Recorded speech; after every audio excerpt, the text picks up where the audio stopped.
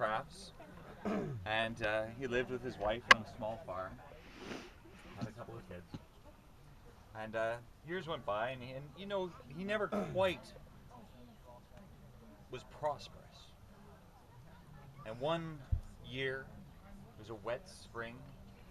The crops that they planted seemed to rot in the ground. It was followed by a hot, hot summer, where anything that did grow shriveled underneath the sun.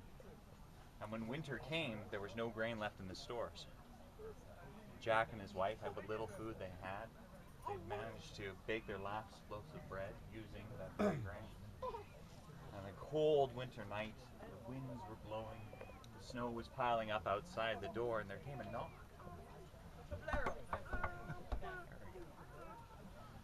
And Jack went to stand up, and his wife said, "Jack, no, it can't be good on a night like this." Jack said, "No, we can't try anything."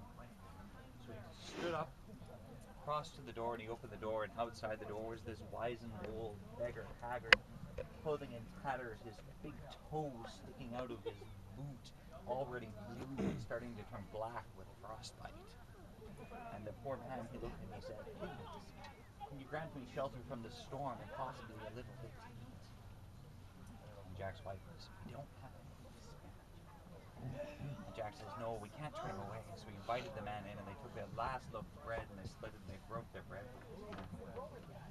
And as they handed him the last loaf of bread, the wise old man disappeared in a blinding flash of light and was replaced by a tall, resplendent being, white cloak, wings unfurled.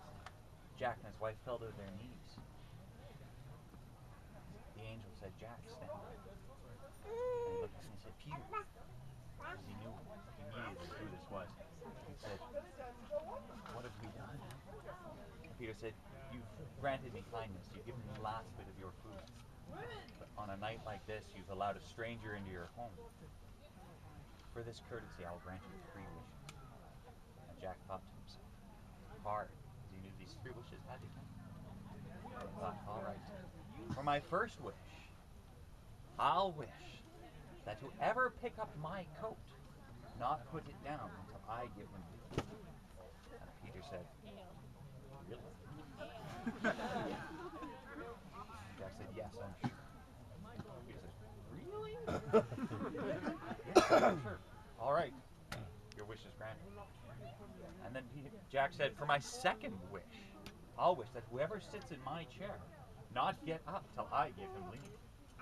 And Peter thought to himself,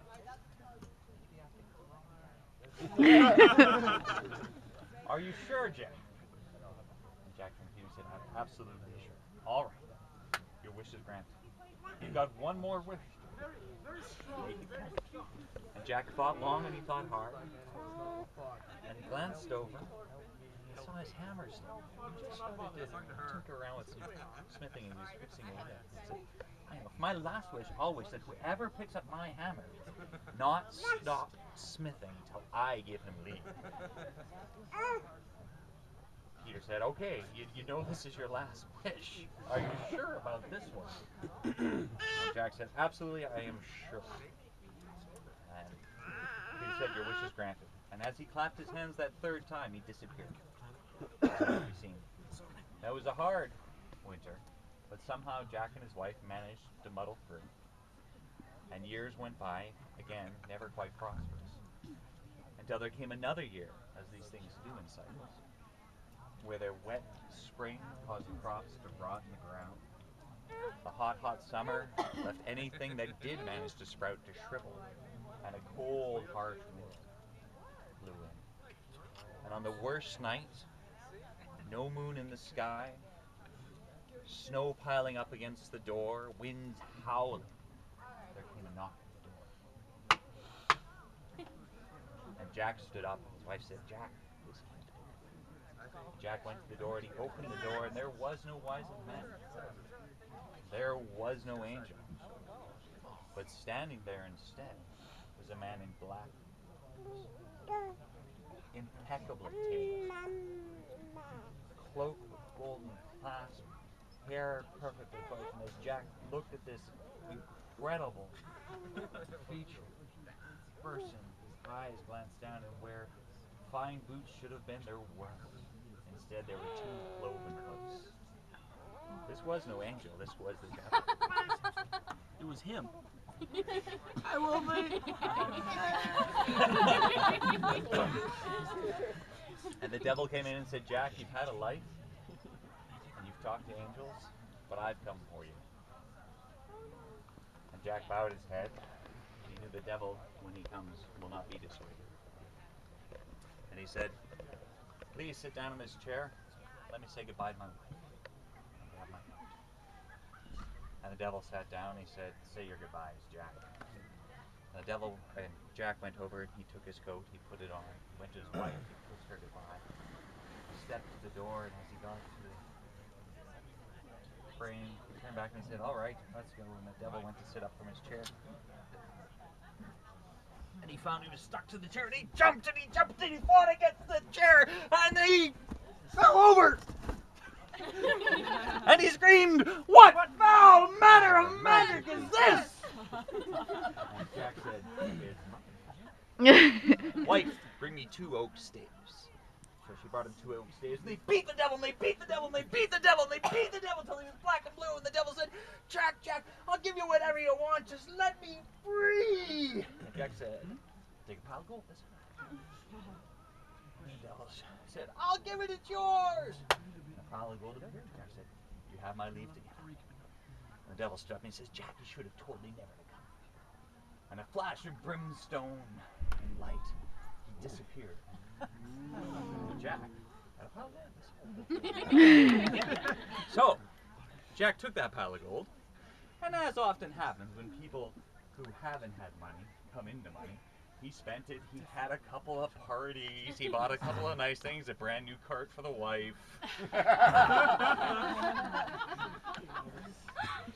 And soon the money was spent. He had a few shiny things around. Probably could have invested in grain, apples. Bacon's good. But years went by. And again, as these things happen in cycles, there was a wet spring where the seed rotted in the ground, followed by a hot summer where anything that grew seemed to shrivel before it could bloom. And a harsh winter. And on a cold night, not dissimilar to previous. The wind was howling, the snow piling against the door. This night, there came a knock at the door. Jack went and he opened the door, his wife saying, whoa, this can't be good. And sure enough, he opened the door, and as he went to open the door, and as he reached for that handle, the devil burst in and said, Jack, we're leaving now. You're not saying goodbye to your wife. I'm getting your coat, and we're going. And Jack was like, okay. The devil went and he took the coat and he went to hand it to Jack and he realized it wouldn't leave from this hand, so he grabbed it from this hand to pull and it wouldn't leave from that hand and he pulled and he pulled and he pulled and he pulled until he was all tied up in a horrible knot and he screamed, what Foul manner of magic is this? And Jack said, it's my magic. Wife, bring me 2 oak staves. So they took the oak staves and they beat the devil and they beat the devil and they beat the devil until he was black and blue and the devil screamed, Jack, let me go, set me free and I'll give you whatever you want. And Jack said, I'll take 2 piles of gold this high. The devil clapped his hands, the gold appeared. Jack said, you have my leave to go. And the devil threw down the gold, stood up and said, Jack, you've made a mistake that you will live to regret. And it disappeared in a flash of brimstone. Well, Jack, having learned from his previous experiences, took that gold, made a couple investments, bought some stock, bought a brand new cycle, and lived actually quite a good long life. And as he grew older, and cycles happened. Once again, there was a wet spring where seeds seemed to rot in the ground, followed by a hot summer. Anything that sprouted shriveled before it could bloom. And on a cold night with a moonless sky, winds howling against the door, there came a knock at the door. Well, Jack, being familiar with this situation, stood up and went to the door and he opened it. And of course the devil burst in. He's like, no coat, no chair, we're leaving now! To which Jack said, well, I'd love to come with you, but I've been commissioned by the Lord of the Manor to complete his horseshoes. And he's not a nice fellow. The devil says, yes, I know. Your point is, well, if I don't complete the horseshoes, I'll come and he'll take it out of my wife's hide.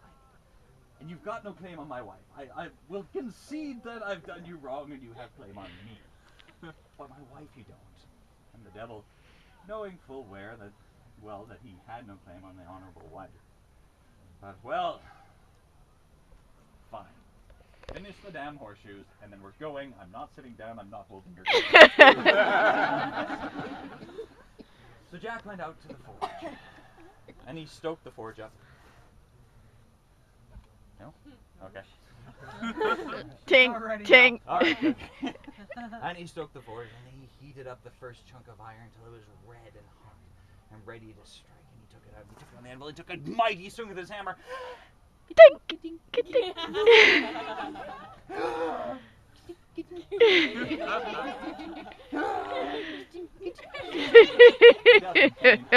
Fellow pushed Jack aside. I'll finish these damn horseshoes. And he took the hammer and he took the iron and he heated it till it was a molten red. And with 3 strikes, the first horseshoe was done. And with 3 more strikes, the second horseshoe was done. And the third. And the fourth. And the 5th. And the 6th. And the 7th. And the 8th. And the devil said, what Foul manner of magic is this? And Jack said, it's my magic. See you in a bit. Walked out. Days went by. Jack returned. Iron horseshoes were spilling out of the edge of the smithy. How high was the pile? Dirty clothes. And this hammer sitting on the anvil.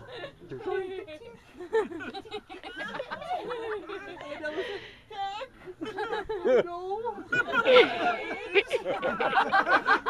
Whenever you want. And Jack said, all right.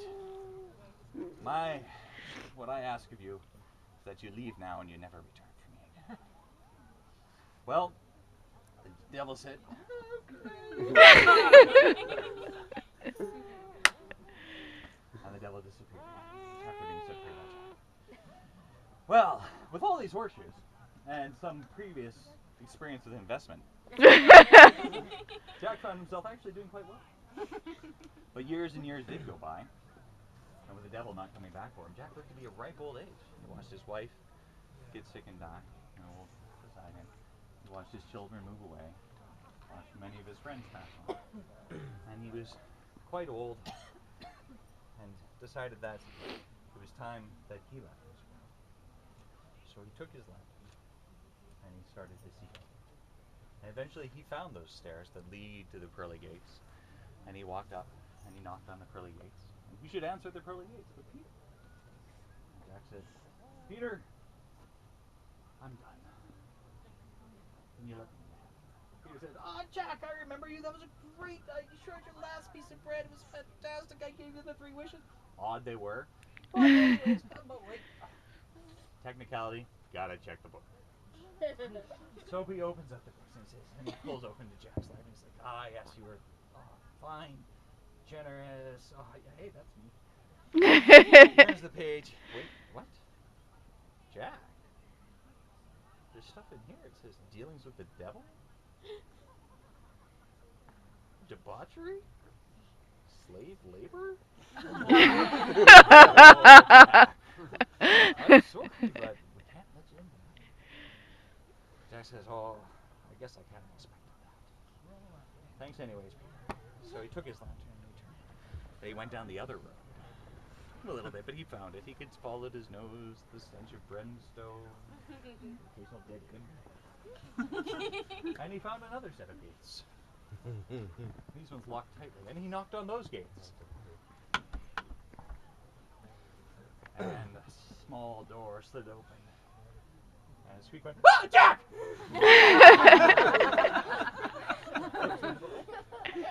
So he knocked again. And he opened up and says, Jack. What do you want? Jack, standing there with his lantern, turned and he said, well, St. Peter won't have me in heaven, so I've come for my desserts in hell. And the devil said, oh, well, actually, remember that wish you made? That means you can't come in here either. Huh? Tee hee. And shut the door. And then Jack standing with his lantern. And it's said that to this day, on certain nights where the spirits are closer to this world, you can still see Jack traveling with his lantern, searching for a back door into heaven. huzzah.